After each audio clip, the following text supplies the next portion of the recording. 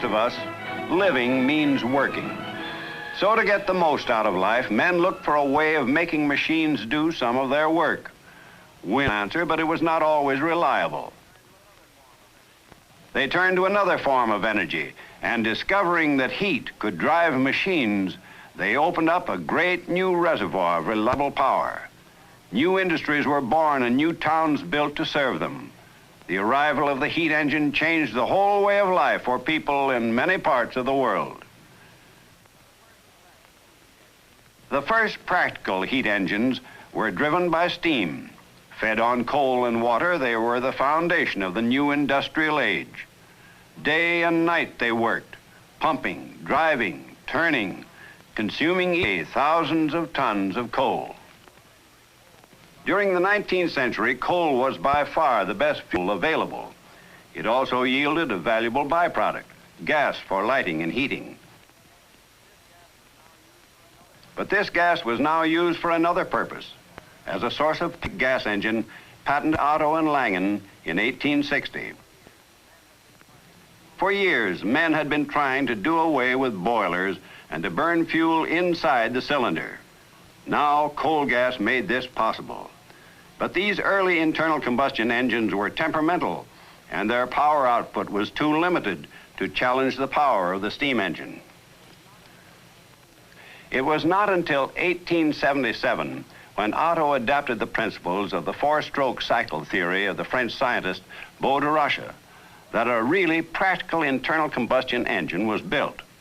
The Otto silent gas engine, as it was known, was the forerunner of all modern four-stroke engines. First stroke, induction. A mixture of gas and air is drawn into the cylinder. Second stroke, compression. Third stroke, power. The mixture is ignited and expands, driving the piston outwards. Fourth stroke, exhaust. With the discovery of petroleum, a new source of power was born, and the internal combustion engine developed rapidly. Similar in principle to the gas engine, the gasoline engine had the advantage of utilizing an easy-to-handle fuel. Thus, it was ideal for use in the motor car. In contrast to the gasoline engine, another type of internal combustion engine was built in 1890. Designed by Ackroyd Stewart, this machine was used for driving stationary power plants. It ran on a heavier petroleum fuel and was known as the hot bulb oil engine. The engine comprises a vaporizer, or hot bulb, from which the hot gases pass through a narrow passage into the working cylinder. In the cylinder is a piston joined by a connecting rod to the crankshaft and a heavy flywheel. Before starting, the vaporizer is heated by a blow lamp to high temperature. The flywheel is then turned over by hand. Pure air is sucked into the working cylinder, and the oil fuel is sprayed into the hot bulb. During the second stroke, air and vaporized fuel are mixed together and compressed. The high temperature in the vaporizer causes combustion, and the piston is forced outward by the expanding gases. Finally, the burnt gases are expelled from the cylinder.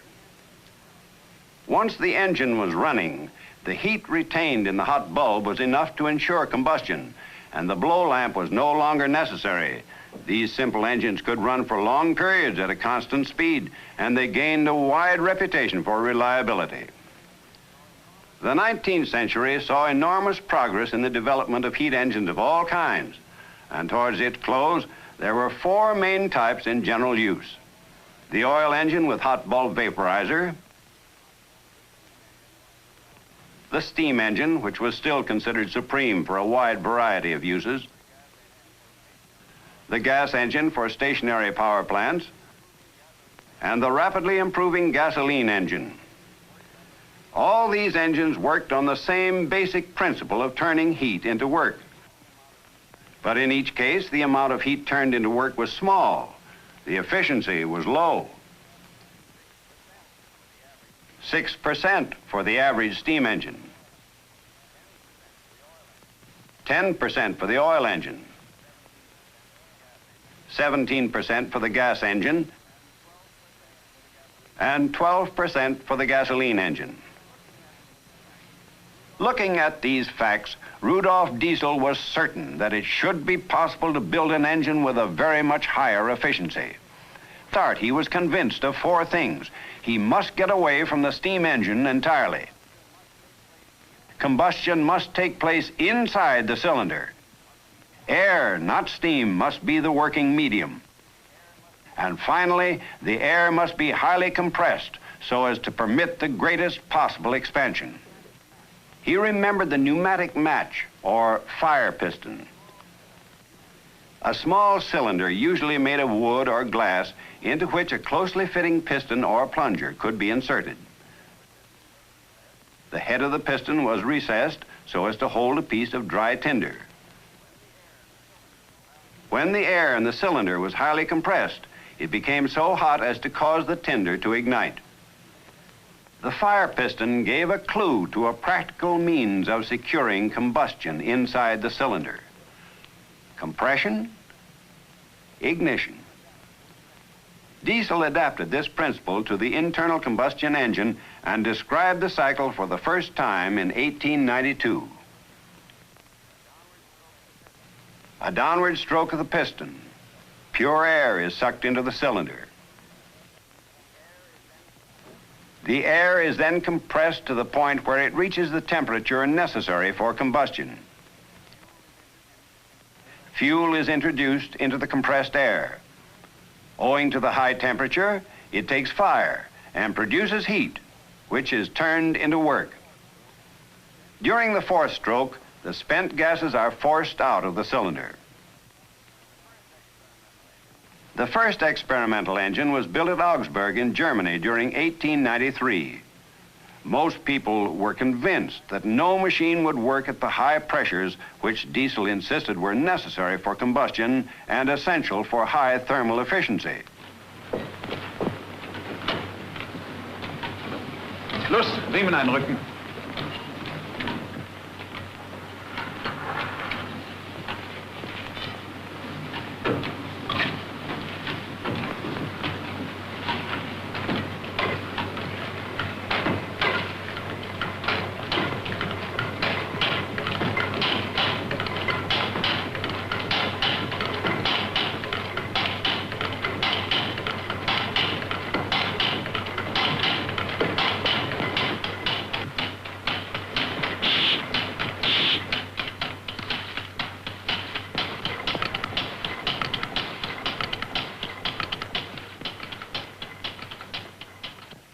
This engine never ran under its own power.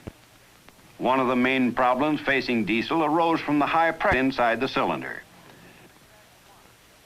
An exact quantity of oil fuel had to be sprayed finely and accurately through a dense wedge of compressed air. It was found that the fuel pump by itself could not do the job effectively. So an air pump was added, which could blow the fuel into the combustion chamber. The principle was similar to that of a perfume atomizer. The method was known as air blast injection.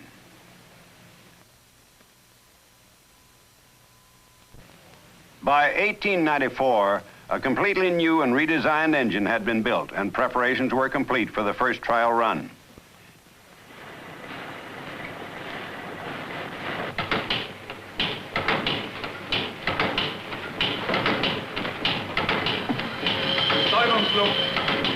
Aufdrehen! Jawohl.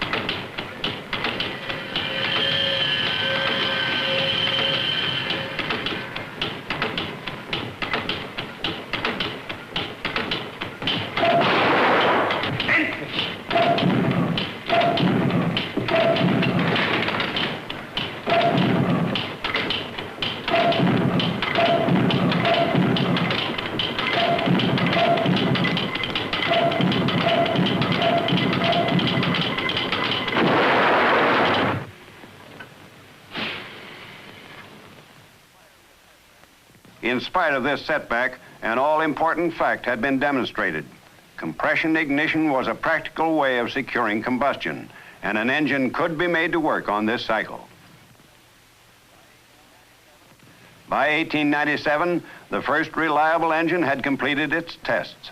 Limitations in engineering methods had made some modifications necessary.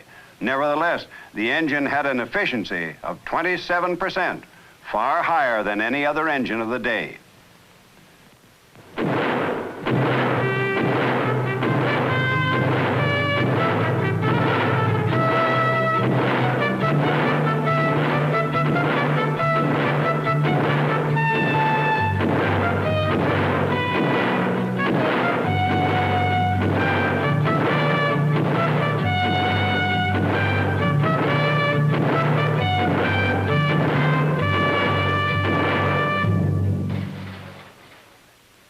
By the turn of the century, the diesel engine was in regular production. The first models built under license were large single-cylinder units with a maximum speed of less than 200 revolutions per minute. Manufacturers in various countries made some modifications to the original design, and a few horizontal engines were built. These were reminiscent of Ackroyd Stewart's earlier engine, but with much higher compression and no hot bulb.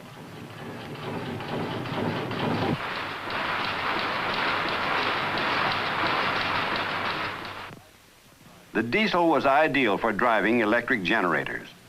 With the rapid expansion of electrical power, there was a demand for larger engines with more than one cylinder. With the development of more power, engineers soon realized that the diesel could be adapted for marine work. By 1912, the first ocean-going diesel ship had been built.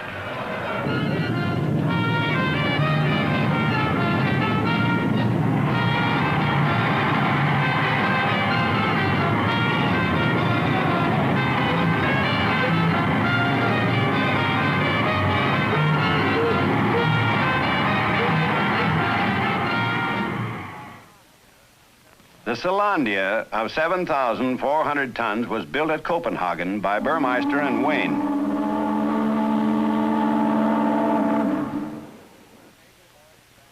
Her maiden voyage to Bangkok created a sensation in the marine world and marked the beginning of a close association between the diesel engine and the sea.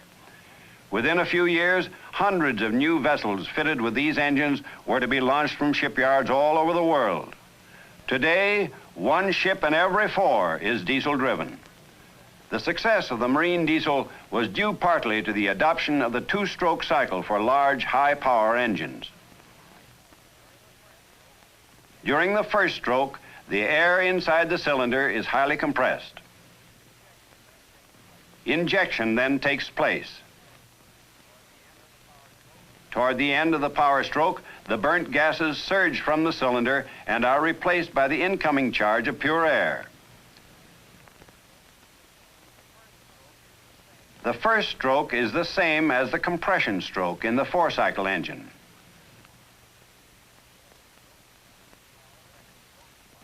The second stroke combines power, exhaust, and induction and completes the cycle.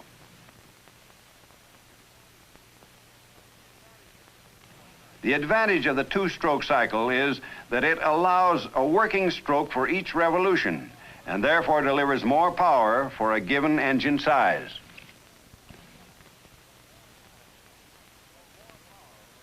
But more power was not the only requisite. There was a demand for smaller and faster engines for certain purposes. Comparatively light engines for submarines had been built before 1920, but the air blast injection system was cumbersome, inefficient, and unsuited to high speeds. There seemed to be a limit to progress in this direction. During the 20s, however, a new system of airless injection was perfected and the air blast method was superseded. The so-called jerk-type pump meters an exact quantity of fuel which is delivered at high pressure and broken into a fine spray at the injector nozzle. The injection pulse is synchronized with the engine speed. The development of precision airless injection was a landmark in diesel history.